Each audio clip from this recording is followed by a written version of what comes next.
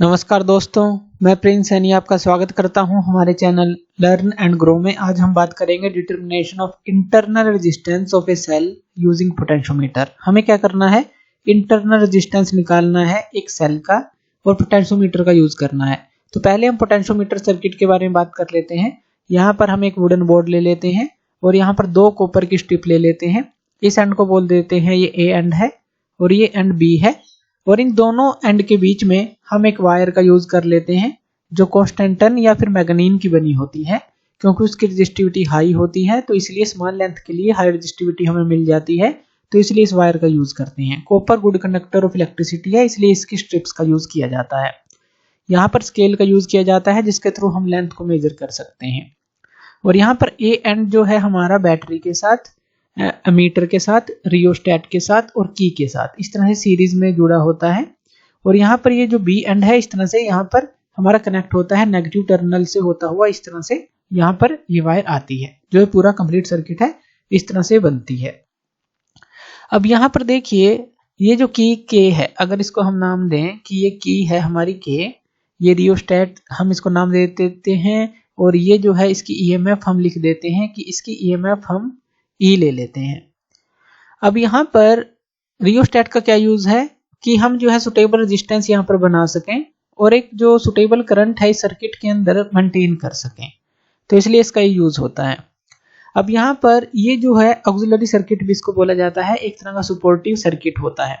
अब हमें क्या करना है, इंटरनल रेजिस्टेंस किसी सेल का निकालना है, तो इसलिए हम ये जो है ए एंड से इस तरह से एक सेल हम लगा देते हैं और इसकी ईएमएफ लिख देते हैं कि ये एप्सिलॉन है, इस तरह से लिख देते हैं।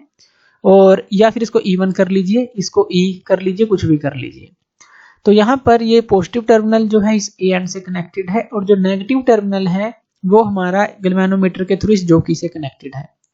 इस जॉकी को हम इस पोजीशन पर लेकर आएंगे जहां पर गैल्वेनोमीटर के अंदर कोई भी डिफ्लेक्शन ना आए। तो वो जो पोजीशन होगी वो कौन सी पोजीशन होगी, जहां पर ये गैल्वेनोमीटर की जो डिफ्लेक्शन नहीं है और ब्रिज बैलेंस कंडीशन में है, तो वो कंडीशन होगी।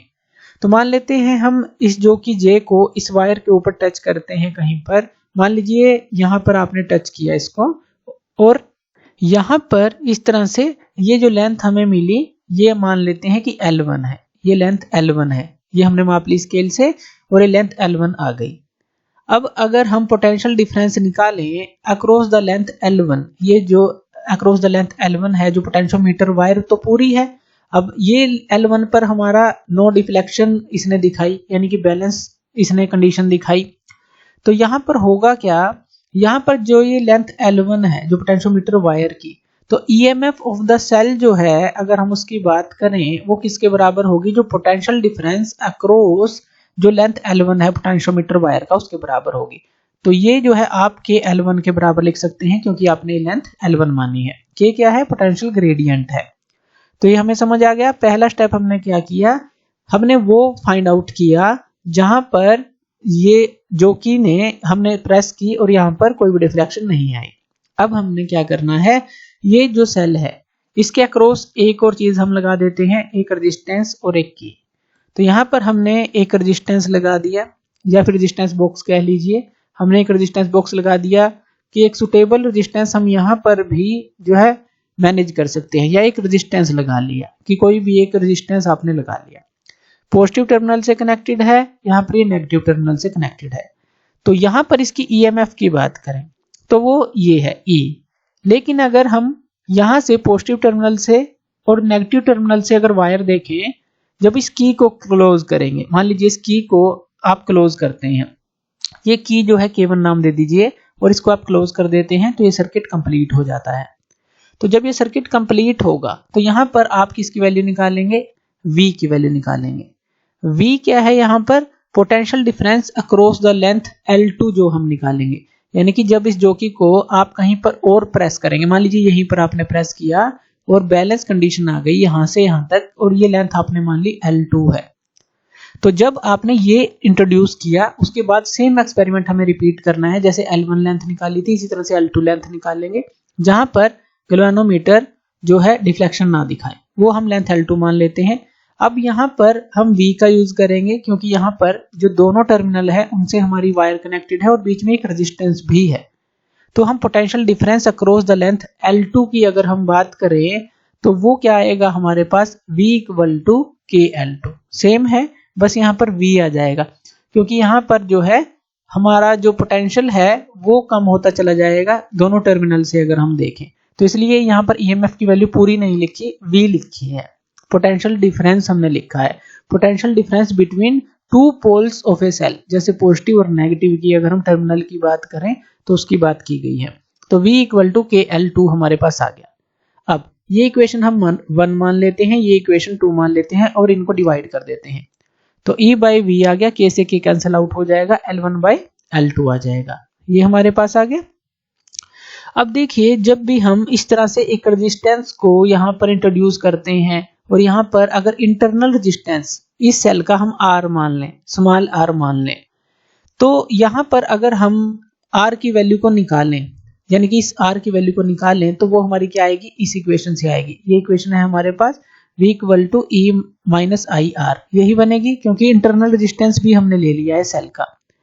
तो यहाँ से ऐसा कह सकते हैं कि जो आई आर है E माइनस वी के बराबर भी आप लिख सकते हैं, जैसे कि आई आर जो है इस तरफ आ गया तो E माइनस वी, यानी कि टोटल में से इस पोटेंशियल को घटा दें अगर हम, जो दोनों हमने जो पोटेंशियल डिफरेंस लिया है दोनों जो पोल्स का अगर हम बात कर लें बिटवीन टू पोल्स, तो वो चीज, तो ये हमने घटा दिया। तो इस तरह से हम इस R की वैल्यू को निकालेंगे। अब R की वैल्यू क्या आ जाएगी हमारे पास, E minus V divide by I आ जाएगा। I का फॉर्मूला हमारे पास I क्या होगा, V बाई आर, क्योंकि ये आपने जो है रेजिस्टेंस यहाँ पर इंट्रोड्यूस किया है। तो यहाँ पर ये क्या हो जाएगा, R की वैल्यू क्या हो जाएगी, E minus V divided by V और इनटू क्या हो जाएगी R। आपने क्या किया, I की वैल्यू को पुट कर दिया जो V बाई आर थी, तो R की वैल्यू यहाँ पर इस तरह से आ गई। अब यहाँ पर ये जो R की वैल्यू है इसको जो है, और ये जो आपने वैल्यूज निकाली हैं E बाई वी की, तो यहाँ पर इनको अगर हम कंबाइन करें इस इक्वेशन को, पहले यहाँ पर अगर एलसीएम आप लें E by V minus V by V क्या आ जाएगा, 1 आ जाएगा और इनटू R है। E बाई वी की जगह आप क्या पुट कर सकते हैं, L1 बाई L2 पुट कर सकते हैं।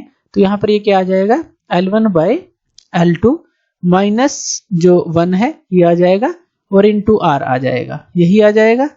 तो ये R की वैल्यू हमारे पास आ जाती है L1 by L2 minus 1 into R। तो इस तरह से अगर हमें L1 की वैल्यू पता है, L2 की वैल्यू पता है और R की वैल्यू पता है, तो आप इस इंटरनल रेजिस्टेंस को फाइंड आउट कर सकते हैं, ये जो सेल का इंटरनल रेजिस्टेंस है। तो इस तरह से पोटेंशियोमीटर का यूज करके आप इस इंटरनल रेजिस्टेंस को फाइंड आउट कर सकते हैं। तो थैंक यू वीडियो देखने के लिए, और इसी तरह की वीडियोस के लिए आप हमारे चैनल लर्न एंड ग्रो पे हमें सब्सक्राइब कर सकते हैं। धन्यवाद।